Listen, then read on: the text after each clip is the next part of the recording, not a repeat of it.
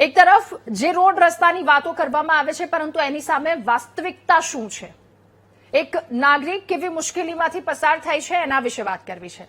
આપણે ત્યાં આકાશમાંથી જ્યારે મેઘરાજા મન મૂકીને વરસે ત્યારે ધરતીની પ્યાસ તો બુજાઈ જાય છે, પણ ગુજરાતના મલ્ટી સ્ટાર શહેરો કે જેમનો ચમકતો વીઆઈપી નકાબ એક ઝાટકે ઉતરી જાય છે. દર વર્ષે ચોમાસા પહેલા તંત્ર એવો માહોલ બનાવે છે કે પ્રી મોન્સૂનની કામગીરી કરી દીધી છે. આ વખતે આપણા શહેરને લંડન પેરિસને પણ પાછળ છોડી દેશે. પણ જેવો પહેલો વરસાદ અથવા તો જેવો થોડો ભારે વરસાદ પડે એટલે બધી સ્માર્ટનેસ એ ધોવાઈ જાય છે.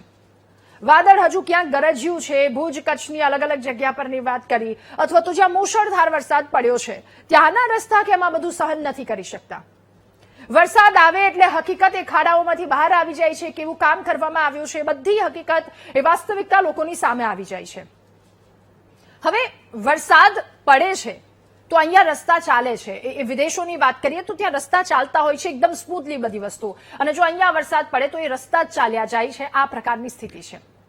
દર વર્ષે ચોમાસા પહેલા વિકાસના એવા દાવા થાય છે કે ગુજરાત હવે વિશ્વ સ્તરના ગુજરાતમાં રસ્તાઓ બની ગયા છે, અહીંયા કોઈ પણ પ્રકારની પ્રોબ્લેમ નહીં થાય. પણ આજે ગુજરાતના શહેર હોય કે ગામ, સ્ટેટ હાઈવે, નેશનલ હાઈવે, અનેક રસ્તાઓની હાલત એવી છે કે વાહન ચલાવવું એટલે અકસ્માતને આમંત્રણ આપવું. ક્યાંક રસ્તાઓ ધોવાઈ ગયા છે, ક્યાંક ડામર ઉખડી ગયા છે, ક્યાંક ખાડાઓના કારણે આખા રસ્તા ગાયબ થઈ ગયા છે. અને સરકારના આંકડા એવું કહે છે કે ભારે વરસાદ બાદ રાજ્યમાં 1540 રસ્તાઓને નુકસાન પહોંચ્યું છે. અનેક રસ્તાઓ સુરક્ષાના કારણોસર બંધ પડ્યા. દક્ષિણ ગુજરાતમાં સૌથી વધારે અસર જોવા મળી. બીજી તરફ સરકારનો એ પણ દાવો છે કે મોટા ભાગના રસ્તાઓ ફરીથી શરૂ કરી દેવામાં આવ્યા છે. હવે આ વરસાદ અને ત્યારબાદ રસ્તાની શું પરિસ્થિતિ છે? વિરોધાભાસ અહીંયા એકવાર ચેક કરવાનો પ્રયત્ન કરીએ. રસ્તા તૂટે છે, વાહનો તૂટે છે, લોકો હેરાન થાય છે, કલાકો સુધી ટ્રાફિકમાં ફસાય છે. ટોલની વસૂલાત તો એક દિવસ માટે પણ નથી અટકતી. જનતા પાસેથી વિકાસના નામે રૂપિયા તો પૂરા લેવામાં આવે છે, પરંતુ બદલામાં મળે છે ખાડા, ધૂળ, અકસ્માતનો ભય અને જવાબદારીમાંથી ભાગતી વ્યવસ્થા. છેલ્લા એક વર્ષમાં ગુજરાતના વાહન ચાલકો પાસેથી 6352 કરોડનો ટેક્સ વસૂલાયો છે. એટલે કે જનતા રસ્તા માટે પૈસા પણ આપે છે અને ખરાબ રસ્તાના કારણે નુકસાન પણ પોતે ભોગવે છે. એટલે આ પરિસ્થિતિ, વરસાદ બાદ રોડ રસ્તાની હાલત શું, ટોલ ટેક્સ આપવાની અને ત્યારબાદ જે તમને સુવિધા મળે છે. આપણો સવાલ એક સામાન્ય માણસનો કે વરસાદની સામે દર વર્ષે રસ્તાઓ હારી કેમ જાય છે? જવાબદાર કોણ છે? રોડ બનાવનારી કોન્ટ્રાક્ટર, એની દેખરેખ રાખતી એજન્સી, કે પછી આખી સિસ્ટમ? જો કરોડો રૂપિયાનો રોડ એક જ વરસાદમાં ધોવાઈ જાય તો એની જવાબદારી શું છે? એ જવાબદારી કોણ નક્કી કરશે? ગુણવત્તાને લઈને પણ અનેક સવાલો છે. એટલે આજે મહામંથનના બીજા મુદ્દામાં વાત કરવી છે ગુજરાતના રસ્તાઓની, એની વાસ્તવિકતાની, જનતાની મુશ્કેલી અને જવાબદારી આ કોની છે. આ તમામ સવાલોની સાથે કરીશું બીજો મુદ્દો.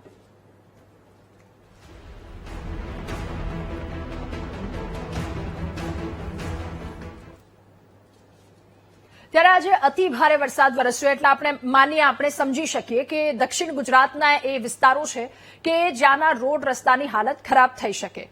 નેશનલ હાઈવે 48 કે જ્યાંની રોડ રસ્તાની હાલત, એ નેશનલ હાઈવેની જે પરિસ્થિતિ હતી એ મુશ્કેલ થોડી પરિસ્થિતિ હતી, પરંતુ ત્યાં સમારકામ કરી દેવામાં આવ્યું છે. એ રસ્તો હવે દોડવા માંડ્યો છે.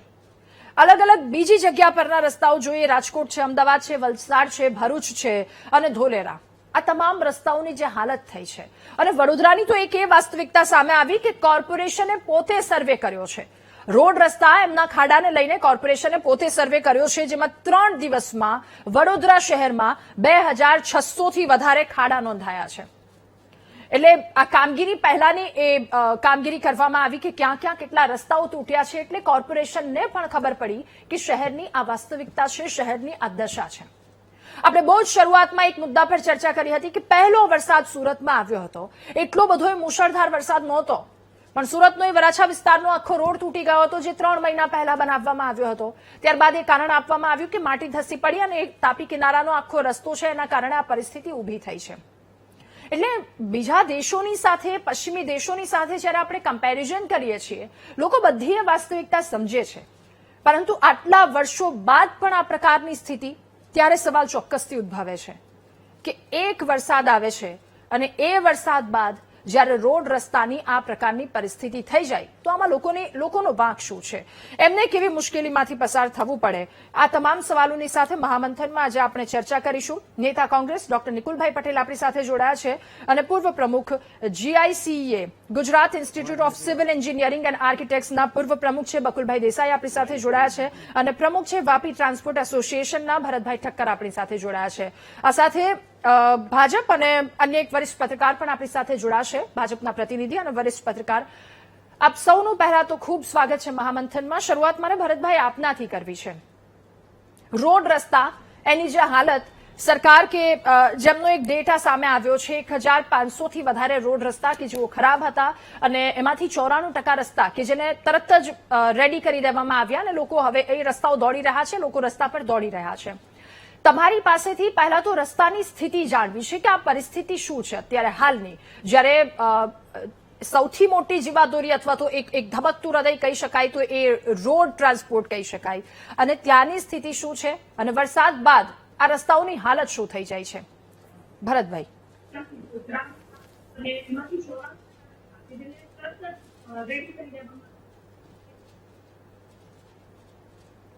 ઓકે, થોડી ટેકનિકલ પ્રોબ્લેમ. ઓડિયો આપનો પ્રોપર ઓડિયો ડિસ્ટર્બન્સ થોડું દેખાઈ રહ્યું છે. ડોક્ટર નિકુલ, આપની પાસેથી એ જાણવું સમજવું કે આપણે દર વખતે આ મુદ્દા પર ચર્ચા કરીએ છીએ કે વરસાદ આવ્યો છે અને રોડ રસ્તાની હાલત શું થઈ જાય છે. મેં હમણાં વડોદરાની વાત કરી છે, 3 દિવસમાં 2600 થી વધારે ખાડાઓ દેખાયા છે. એ સુરતની આપણે વાત કરી હતી, ચર્ચા કરી હતી કે જ્યાં એક જ વરસાદમાં સુરતના રોડ રસ્તાની હાલત શું થઈ જાય છે. એટલે ટેક્સ આપવાનો અને છેલ્લે મળે છે રોડ રસ્તાની હાલત તો આ પ્રકારની. શું કહેવું આપનું નિકુલભાઈ?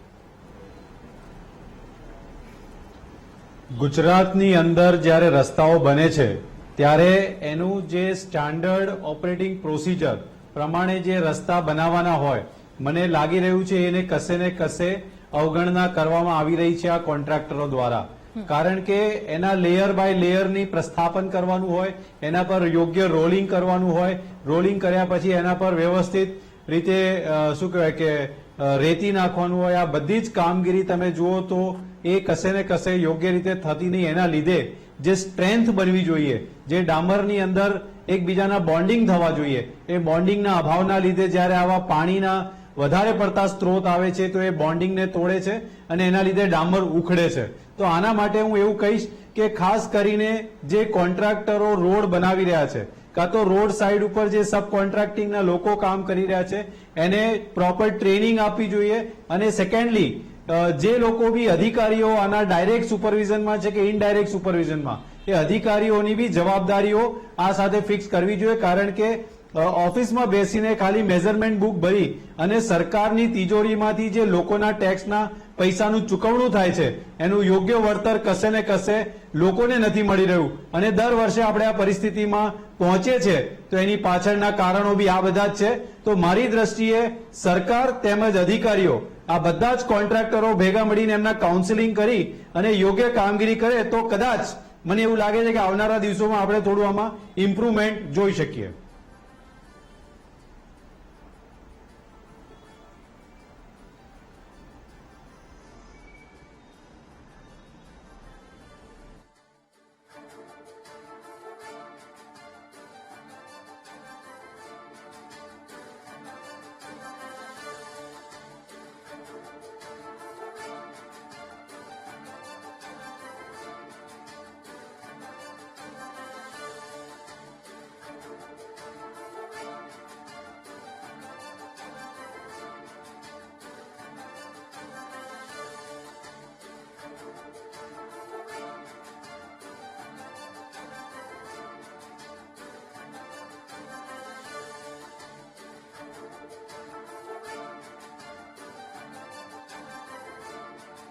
હવે લોકોએ આદત પાડી જ દેવી પડશે, કારણ કે એ કોઈ પણ સિટી હોય તો આ બધી જ જગ્યા પરની આ સ્થિતિ છે અને લોકોને આ પ્રકારની સ્થિતિનો સામનો કરવો પડી રહ્યો છે. અનિરુદ્ધભાઈ, એક સવાલની સાથે આપની પાસે કે આપણે રોડ રસ્તાની હાલત જોઈ છે, શું સ્થિતિ છે. એ રાજકોટ હોય, એ અમદાવાદ હોય, વડોદરા હોય, તમામ શહેરોમાં નાગરિકો એ આશા લઈને બેઠા હોય છે કે વિદેશની સાથે જ્યારે આપણે સરખામણી કરીએ છીએ, નેતાઓ કે જેમણે એ પણ કહ્યું હતું, એક બે નેતાએ ચૂંટણી ટાણે વર્ષ વીતી ગયું એ વાતને એમને કહ્યું કે લંડન પેરિસ જેવા રસ્તાઓ બનાવી દઈશું, તમે અમને વોટ આપો. પણ લંડન પેરિસ જેવા રસ્તાની સામે આપણા રસ્તાની વાસ્તવિકતા શું છે આપણને ખબર છે. એક વરસાદ આવ્યો નથી, રસ્તાઓ ધોવાઈ ગયા નથી. આપણને ખબર છે કે બહુ મુશળધાર વરસાદ હોય તો ન એટલું બહાર કરી શકે, પણ થોડા વરસાદમાં રસ્તાની આવી ખસ્તા હાલત આપણે આદત પાડી લેવી પડશે. શું કહેવું અનિરુદ્ધભાઈ?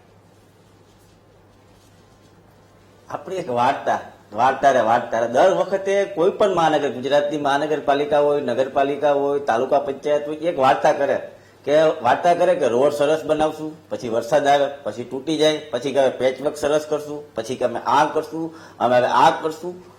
પેલી વસ્તુ ગડબડ ક્યાં છે? પેલા તો તમે એ નક્કી કરો કે ગડબડ ક્યાં છે. ટેન્ડરિંગ પદ્ધતિ આવે તો સૌથી નીચો ભાવ આવે ને જે પણ કોન્ટ્રાક્ટરનો, એને ટેન્ડર આપવામાં આવે, પણ એ ટેન્ડરમાં એવું નથી લખતા કે આ કઈ ક્વોલિટીની વાપરવામાં આવશે. એવું નક્કી કરો કે ભાઈ રોડ તૂટી જાય તો 5 વર્ષથી 10 વર્ષથી જવાબદારી તારી. કરોડો રૂપિયાના કામે કોઈ રસ્તાના કામ થાય છે, 2 મિનિટ રસ્તાના કામ થાય, એમાં ટેન્ડરમાં લખેલું હોય ધન મીટર, એવું બધું લખેલું, આટલી જાડાઈ, આટલી પહોળાઈ. ડામર રોડ બની જાય, જોવા કોણ ગયું? કોઈ નહીં, કોઈને ખબર જ નથી પડતા. કોન્ટ્રાક્ટર ને અધિકારીઓની મિલીભગત છે આની અંદર. મિલીભગત શું કામ થાય કે તમને જે કામ ખરેખર 200 કરોડમાં થવાનું હોય એ લોકો એમ કે આ અડધા ભાવમાં તું પૈસા ટેન્ડરમાં આટલી રકમ ભરજે એટલે એ ટેન્ડર તને લાગશે. પછી ત્યાં કયો માલ વાપરે છે, શું વાપરે છે, પછી એક જાહેરાત આપે કે આજે અમદાવાદમાં, રાજકોટમાં 200 ખાડાઓ પૂરી દેવામાં આવ્યા છે ડામર રોડ થી. આવું આવે જ છે ને, આપણે જોઈએ જ છીએ બધું. પણ 200 ખાડા ગણવા કોઈ જાય છે? કોઈ નહીં. શું કામ? કે લોકોને ખબર છે કે જે ધન મીટર આવે છે, લંબાઈ કેટલી, પહોળાઈ કેટલી, એના નિયમો હોય છે. ગુજરાતની અંદર નિયમો વિરુદ્ધ કામ નથી થતું. જે કોન્ટ્રાક્ટરો આપણા વાલા દવલા છે, આપણી સાથે બેસી જાય છે, પાછલા દરવાજેથી પછી વહીવટ થાય છે, એના કારણે આ રોડ ખરાબ થાય છે. હું એમ કહું કે રાજકોટની અંદર ચાંદીના આટલા વર્ષની અંદર ચાંદીના રોડ બની ગયા હોય, એટલા રૂપિયાનો વહીવટ કરી નાખ્યો લોકોએ. ચાંદીના રોડ બની જાય, તમે સિમેન્ટના રોડની વાત નથી તો ચાંદીના રોડની વાત કરું છું. એટલા રૂપિયા દર વખતે પેચવર્ક થાય ને એટલે હમણાં છાપવામાં આવશે ટેન્ડર કે આટલા કરોડ રૂપિયા. તમે વિચાર કરો, આટલા કરોડ રૂપિયા ખાલી રોડમાં દર વર્ષે નાખવામાં આવે. કોઈ બને ક્યાંય? અહીંયા આવું હાલે છે. ઓકે, એટલે આ વાસ્તવિકતા અનિરુદ્ધભાઈએ કહ્યું કે એટલે બહુ એક સરસ સવાલ એમને એક વાત કરી છે કે જેટલા કરોડોનો ખર્ચ આમાં કરવામાં આવે છે, ચાંદીના રસ્તાઓ આમાં બની જાય, પરંતુ વાસ્તવિકતા શું છે એ આપણે બકુલભાઈ પાસેથી જાણવી છે. બકુલભાઈ, આવી પરિસ્થિતિ દર વખતે આવીને કેમ ઉભી રહી જાય છે? એક વરસાદ પડ્યો નથી અને રોડ રસ્તાની હાલત ખસ્તા થઈ જાય છે. આપણે સમજી શકીએ કે આ કુદરતનો એટલો માર, એટલો વરસાદ હોય તો એ ક્યાંક બેર ન કરી શકે, પણ બધી જગ્યાએ તો આવું ન હોય ને. બધી જ જગ્યાએ આટલા ઇઝીલી ખાડા પડી જવા, તો પછી એની પાછળનું કારણ શું હોય?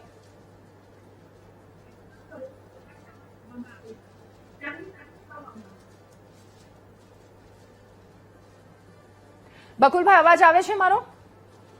ઓકે. વિનુભાઈ પણ આપણી સાથે જોડાયા છે. વિનુભાઈ, એક સવાલ, અને જનતાનો હવે સવાલ એ જ છે, ફરીને એ જ મુદ્દા પર આવી રહી છું, કારણ કે જે સ્થિતિ છે આખા ગુજરાતની. આપણે સુરતની વાત બહુ જ શરૂઆતમાં કરી હતી જ્યારે વરસાદ આવ્યો હતો. એ વરાછા વિસ્તારનો આખો તાપી સાઈડનો જે આખો રોડ 3 મહિના નહોતા થયા અને રોડ બેસી ગયો હતો. ક્યાંક ગાડી એ ખાડામાં હોય છે અને ત્યાં પુરાણ કરી દેવામાં આવે છે. એટલે આવી કામગીરી શું કામ કરવામાં આવે છે? લોકો હવે એક સવાલ પૂછી રહ્યા છે કે શું આવા રોડ રસ્તાની આદત પાડી દેવી પડશે હવે લોકોએ?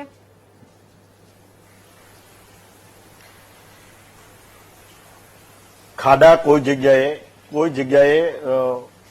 ભૂવા પણ પડે છે, એને હું નકારતો નથી. આવડું મોટું કેટલા કિલોમીટરના રસ્તાઓ છે, લાખો કિલોમીટર રસ્તા છે એક સુરતના, બધા કિલોમીટર ગણે તો. એમાં અમુક જગ્યાએ જ્યાં નવી સ્ટ્રોમ કે નવી ડેનેજ નાખી છે ત્યાં પૂરતા પ્રમાણમાં વોટિંગ નહીં થવાના કારણે કંઈક ને કંઈક એનું સુપરવિઝનના અભાવના કારણે આ ઘટના બની છે, હું સ્વીકારું છું. પરંતુ હું કહું કે આમાંનો આટલો વરસાદ થયો છે, આ આખા દરમિયાન આખા એક કતારગામ, મારી આખી વિધાનસભા છે, એમાં એક પણ ભૂવો ત્યાં નથી પડ્યો. રોડે અમે નવા બનાવ્યા છે. એવી રીતે માનો કે વરાછા જે વિધાનસભા છે તો ત્યાં નથી. પરંતુ જયારે આટલા બધા માસ પ્રમાણમાં રસ્તા બને છે એમાં કાંઈક ને કાંઈક આ અધિકારીઓના સુપરવિઝન, જેમણે આપણે વાત કરી, વાત આરે હું સમજ છું, અને ડોક્ટર નકુમ જે કોંગ્રેસના છે એમને વાત કરી, એની આરે પણ હું સંમત છું કે જે પ્રકારે અધિકારીઓએ કોન્ટ્રાક્ટર પાસેથી કામ લેવું પડે અને એને બેસીને એને કહેવું પડે. અને આ જ વાત મેં મહિના પહેલા, ચોમાસા પહેલા અમારી જે પ્રી મોન્સૂનની મિટિંગ થઈ એમાં મેં કીધું હતું કે જે આપણે થીંગડા રોડને મારીએ છીએ એ એવા કેમ ન મારીએ કે એને કટઆઉટ કરીને રફ કરી અને અંદર પહેલા બીજો માલ નાખી દે, ડાયરેક્ટ કાર્પેટ માલ નહીં, પહેલા 100 રબરના પથ્થર નાખવા જોઈએ અને ત્યાર પછી ઉપર માલ નાખવો પડે. આની ઉપર પૈસા જયારે કોર્પોરેશન ખર્ચે છે, સરકાર ખર્ચે છે, તો સુપરવિઝનનો જ્યાં આવું બને છે ઘટના, ત્યાં ચોક્કસ હું એવું માનું છું કે સુપરવિઝનના અભાવના કારણે થાય છે. પરંતુ કેટલા માત્રામાં બને છે, કોઈ સિટી નહીં, કોઈ રાજ્ય નહીં એવું બાકી હોય કે ત્યાં આવું ન બનતું હોય. એમાંય ખાસ કરીને દક્ષિણ ગુજરાત છે, અહીંયા માટી, કાળી માટીનો જે વધારે રસ્તા ફૂલે અને હવામાનના કારણે આ પરિસ્થિતિ છે. છતાં પણ જે સુપરવિઝન થવું પડે એમાં કંઈક ને કંઈક અભાવ છે. અને એવી રીતે કંઈક નવા રસ્તાઓ જ્યાં બન્યા છે અને ત્યાં પાણી, વરસાદી પાણીનું જે સ્ટ્રેન થાય, મારો પોતાનો અનુભવ છે કે હું પોતે પણ બાંધકામમાં હતો. જે વરસાદી પાણીનું જે વોટરિંગ થાય છે એવું ટેન્કરથી ગમે એટલું કરે તો એ થતું નથી. અને હવે એવી પરિસ્થિતિ, પહેલા એવું બનતું, અમારી સોસાયટીમાં 20 વર્ષ પહેલા એવા રસ્તા બનાવતા તો પહેલા ગ્રાઉટિંગ કરતા એક ચોમાસું જવા દેતા, જે નાનું મોટું બેસવાનું હોય બેસી જાય અને પછી કાર્પેટ કરતા.